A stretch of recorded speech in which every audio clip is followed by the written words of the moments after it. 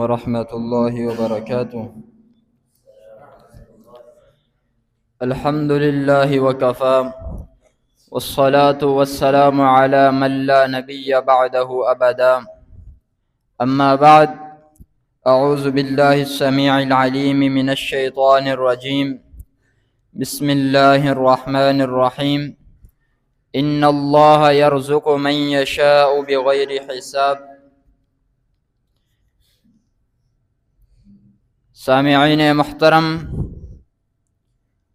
آج کے اس دور کے اندر اگر ہم اپنے ارد گرد نظر ڈالیں، ارد گرد نظر دوڑائیں، تو ہمیں یہ دیکھنے کو ملتا ہے کہ لوگ پریشان حال ہیں، اور ان کی پریشانی کا سبب کوئی اور چیز نہیں بلکہ ان کے رزق کے اندر برکت نہ ہونا، ان کے مال کے اندر برکت نہ ہونا، ان کی اولاد کا ان کا کہنا نہ ماننا، یہ آج کل لوگوں کی سب سے بڑی پریشانی بنی ہوئی ہے۔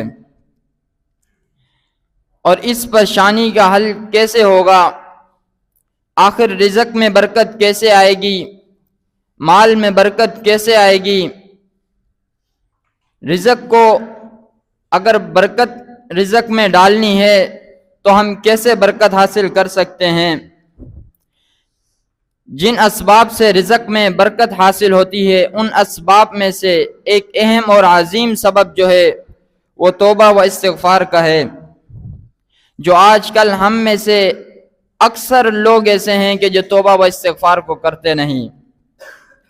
اور ہمارے ہاں یہ سمجھا جاتا ہے کہ اگر توبہ و استغفار کرنی ہے تو استغفر اللہ و اتوب الیہ، یہ کلمات کہہ دیں زبان سے تو توبہ ہو جاتی ہے، استغفار ہو جاتے ہیں۔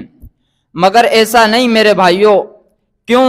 ان الفاظ کو ہم زبان سے تو ادا کر دیتے ہیں، مگر ہم میں سے اکثر لوگوں کے دلوں پر ان کا کوئی اثر نہیں ہوتا۔ کیوں؟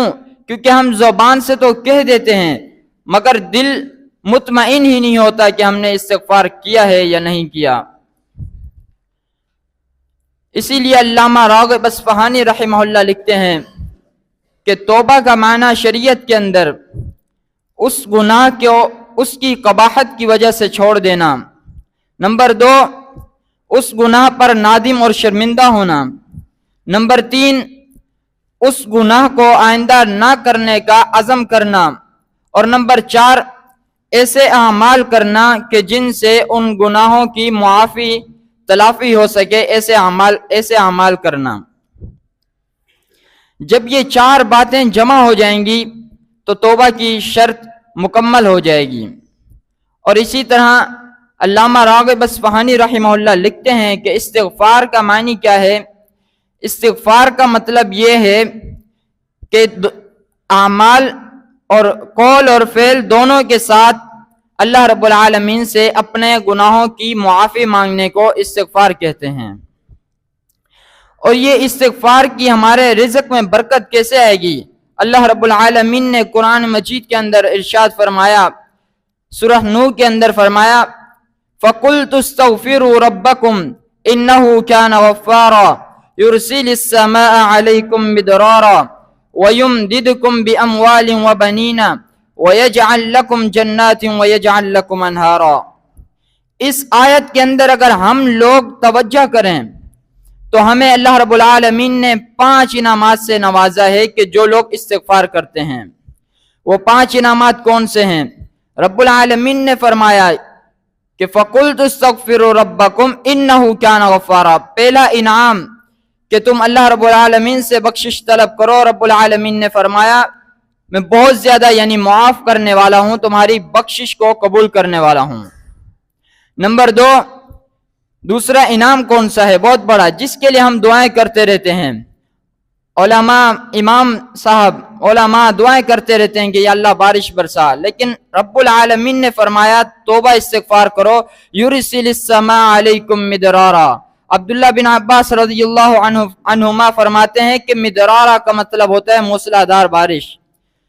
کہ میں تمہارے اوپر، اللہ رب العالمین فرماتا ہے کہ موسلا دھار بارش عطا کروں گا۔ تیسرا بڑا انعام کیا ہے؟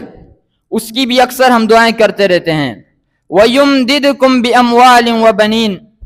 رب العالمین نے کہا کہ تمہارے مالوں میں اور تمہاری اولادوں میں اضافہ کر دوں گا۔ یہ تیسرا بڑا انعام۔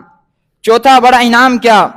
اللہ رب العالمین نے فرمایا وَيَجْعَلْ لَكُمْ جَنَّاتٍ، تمہارے لیے باغات بنا دوں گا۔ اور پانچواں اور آخری انعام کیا ہے؟ وَيَجْعَلْ لَكُمْ أَنْهَارًا، باغات بھی ہوں گی اور نہریں بھی ہوں گی۔